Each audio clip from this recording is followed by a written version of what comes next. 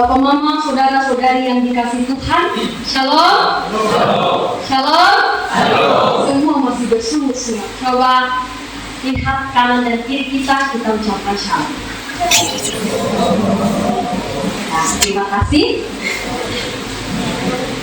Baik, Bapak Mama, saudara-saudari yang dikasihi Tuhan, tentunya kita ada dalam bulan merdeka ini, kita semua bahagia. Kita keluar dari penjajahan, kita keluar dari dosa. Maka tema kita kemerdekaan Kristus, kemerdekaan dari dalam dosa. Bapak Mama, saudara-saudari yang dikasihi Tuhan, setiap orang dalam hidup ini pasti memiliki keinginan untuk bebas. Baik bebas dari beban hidup, masalah keluarga, tekanan ekonomi, sakit penyakit, maupun luka batin. Ia ingin tinggalkan itu semua untuk merayakan kebebasan atau kemerdekaan yang dimiliki.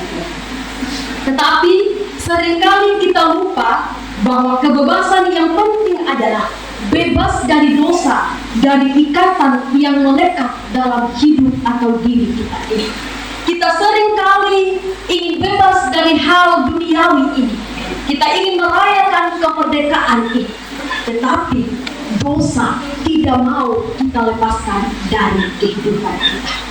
Bapak Mama, saudara-saudari yang dikasihi Tuhan, surat Galatia ini ditulis oleh Rasul Paulus kepada jemaat di Galatia yang saat itu mulai dipengaruhi oleh ajaran-ajaran palsu. Ada kelompok-kelompok yang mengajarkan bahwa untuk diselamatkan harus ada dalam di bawah hukum Taurat dan disunat. Tetapi dari surat Galatia ini kembali dipertegas oleh Rasul Paulus bahwa ketika ingin diselamatkan harus mengimani Yesus Kristus. Dan keselamatan hanya diperoleh dari Yesus Kristus, bukan dari sunat atau hukum Taurat itu sendiri. Bapak Mama, saudara-saudari yang dikasihi Tuhan, kembali kita melihat teks bacaan kita saat ini. Pada ayatnya yang pertama, Rasul Paulus menegaskan bahwa hidup dalam kemerdekaan artinya dengan tegas bahwa Kristus telah memerdekakan setiap orang percaya dari dosa. Setiap orang percaya telah dikeluarkan dari perbudakan dosa itu sendiri, telah dilepaskan dari belenggu hukum Taurat dan dosa. Maka dari itu sebagai orang percaya, Rasul Paulus menegaskan harus berdiri teguh dengan iman dan tidak lagi kembali pada cara hidupnya yang lama. Artinya dia berani tampil beda, tidak boleh ada pada persekutuan orang-orang yang melekat pada dosa saat itu. Ayatnya yang kedua sampai 6 merupakan keselamatan bukan karena hukum Taurat atau sunat. Sebagai simbol ketaatan pada hukum Taurat tidak lagi menjadi syarat keselamatan. Paulus menegaskan yang penting adalah iman yang bekerja oleh kasih. Maka sumber kasih atau kasih itu sendiri adalah Kristus. Maka untuk memperoleh keselamatan itu bukan karena lagi sunat, bukan karena lagi harus ada dalam peraturan hukum Taurat, tapi tidak menutup kemungkinan untuk mengikuti hukum Taurat itu. Tapi yang terpenting, Rasul Paulus kembali menegaskan bahwa keselamatan akan kembali diperoleh adalah karena iman yang dipekerjakan bagi kasih. Ayat yang ke-7 dan 10 Rasul Paulus mengatakan ia memberikan peringatan terhadap ajaran sesat di jemaat Galatia saat itu. Sebelum adanya ajaran sesat, pengajaran yang dilakukan oleh Rasul Paulus berjalan dengan baik. Tetapi ketika masuknya pengajar ajaran palsu ini, jemaat Galatia mulai goyah. Jemaat Galatia mulai pertimbangkan, wah, mana yang benar, pengajaran Rasul Paulus atau pengajaran para pendatang saat itu. Rasul Paulus kembali mengingatkan mereka bahwa ajaran sesat bukan berasal dari Allah. Ia percaya bahwa pelaku penyebar kesesatan saat itu akan menerima hukuman daripada Allah. Maka Rasul Paulus kembali mengajarkan tentang ajaran yang berasal dari Allah. Ia tidak goyah ketika adanya ajaran-ajaran palsu. Ia tetap berdiri teguh pada bahwa yang diajarkan Rasul Paulus itu berasal daripada Allah itu sendiri. Ayatnya yang ke-11 dan 12 di bacaan kita, di mana Rasul Paulus tetap memberitakan salib Kristus mesti ada dalam suatu tantangan. Paulus tidak gentar, ia harus memberitakan Injil yang sejati, bahwa keselamatan hanya melalui salib Kristus, bukan sunat atau hukum Taurat. Bahkan ia berani menentang orang-orang yang melakukan pengajaran palsu saat itu. Dengan demikian, Rasul Paulus mengatakan dengan menggunakan perumpamaan sedikit lagi, ini menunjukkan bagaimana ajaran sesat sekecil apapun dapat merusak kesatuan persatuan jemaat yang ada saat itu. Sedikit saja ajaran sesat yang masuk atau ketika mereka goyah, maka semua pemberitaan Injil yang diberitakan Rasul Paulus akan sia-sia. Dengan demikian pada ayatnya yang ke-13 sampai 15, Rasul Paulus kembali menegaskan bahwa kemerdekaan dalam kasih bukan kebebasan untuk berbuat dosa. Kemerdekaan yang diberikan oleh Kristus bukan kesempatan untuk dipergunakan untuk melakukan dosa.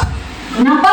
Karena banyak sekali orang yang melakukan kebebasan, kemerdekaan yang diperoleh ini untuk berbuat dosa, bukan untuk melayani. Tetapi sebaliknya kita dipanggil untuk melayani dalam kasih. Dan inti dari hukum Taurat adalah kasih kepada sesama. Dengan demikian, keselamatan akan diperoleh dan kemerdekaan sudah dimiliki oleh setiap orang. Hanya sekarang, bagaimana respon kita tentang kemerdekaan ini? Apakah kita merdeka tetap tinggal dalam dosa, atau kita merdeka mengasihi, melayani satu dengan yang lainnya? Bapak-bapak, saudara-saudari yang dikasihi Tuhan, kalau kita melihat dalam kehidupan kita saat ini, hidup kita sudah merdeka. Setiap kita sudah diberikan kebebasan, kita sudah ditebus oleh Tuhan. Kita sudah bebas, sudah ditebus. Tetapi masih ada yang bertahan di gua yang sama. Tidak mau menikmati kemerdekaan ini. Tidak mau pergunakan kebebasan ini dengan hal yang menyenangkan hati Tuhan. Rasa-rasanya semua orang mau hidup bebas, tetapi tidak mau meninggalkan dosa. Apakah itu kemerdekaan yang sejati? Tentu bukan. Kemerdekaan yang sejati adalah bagaimana mempergunakan kemerdekaan, kebebasan yang diberikan oleh Tuhan untuk hidup melayani. Untuk itu bacaan kita saat ini mengarahkan kita bahwa kemerdekaan dimiliki oleh setiap orang. Dan pertanyaan refleksi bagi kita, bagaimana mempergunakan kemerdekaan ini? Dengan cara apa kita harus mempergunakan kemerdekaan ini? Apakah dengan kebebasan serta dengan kemauan diri sendiri? Atau kemerdekaan ini dipergunakan untuk keluar dari perhambaan dosa? Ataukah kemerdekaan yang dimiliki ini kita tetap bertahan dalam lingkungan dosa? Jawabannya ada pada kita masing-masing. Bapak-bapak, saudara-saudari yang dikasihi Tuhan, ada 3 poin penting yang melekat dalam kehidupan kita saat ini. Yang pertama, kemerdekaan sejati hanya ada dalam Kristus. Saya ulangi, kemerdekaan sejati hanya ada dalam Kristus. Pembebasan, kemerdekaan tidak kita dapatkan dari sesama kita. Pembebasan tidak kita dapatkan dari orang lain. Ketika saya dan kita berani meninggalkan dosa, berani tampil beda, berarti kita mau hidup bebas. Dan kemerdekaan yang sesungguhnya ini secara rohani, tidak saja dengan jasmani. Banyak orang yang mau melepaskan semua hal, tetapi tetap tinggal dalam dosa. Banyak orang yang mengatakan saya sudah bebas, saya sudah ditebus oleh Tuhan, maka saya ada dalam kemerdekaan itu. Tetapi pembuktiannya, kemerdekaan yang kita dapat, kebebasan yang kita dapat, tidak kita lakukan sesuai dengan ajaran Kristus. Yang kedua adalah hidup dalam kemerdekaan bukan berarti bebas berbuat dosa.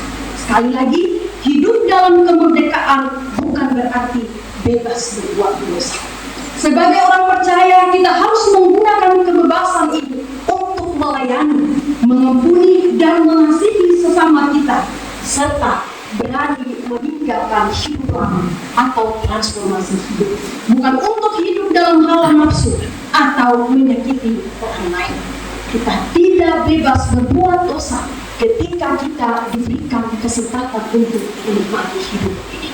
Banyak orang Kristen yang menyadari bahwa hidupnya ditebus oleh Kristus. Banyak orang Kristen yang menyadari bahwa keselamatan hanya diperoleh ketika ia ada dalam ranah Kristus. Tetapi kehidupannya pribadinya tidak menunjukkan bahwa dia telah ditebus. Kehidupannya tidak menunjukkan bahwa ia adalah anak Tuhan. Sesungguhnya hidup dalam kemerdekaan bukan berarti semena-mena kita melakukan kebebasan. Banyak orang Kristen yang mengatakan saya sudah bebas, maka saya bebas melakukan apa saja, bebas melakukan segala sesuatu yang menyenangkan pribadi saya. Banyak orang Kristen yang bebas melakukan segala sesuatu dan lupa akan aturan Tuhan. Lupa bahwa dia adalah ciptaan, lupa bahwa dia sama seperti alam ciptaan ini, lupa bahwa dia sama seperti orang lain, dan lupa bahwa tubuhnya adalah bait suci. Banyak orang yang menyakiti dirinya sendiri, merusak alam. Kita seringkali alam kita anggap enteng, dia kan tidak bernyawa.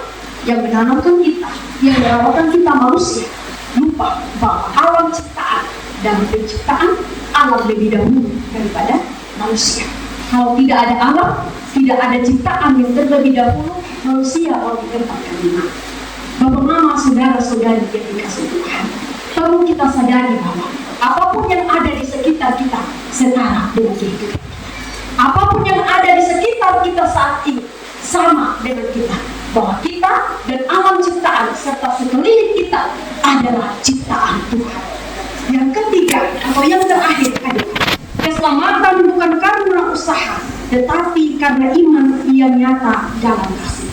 Sekali lagi, keselamatan bukan karena usaha, tetapi karena iman yang nyata dalam kasih. Kita tidak diselamatkan karena rajin beribadah. Kita tidak diselamatkan karena kita hanya mau melakukan hal baik. Kita tidak diselamatkan hanya karena kita mau melayani, tetapi iman percaya kita.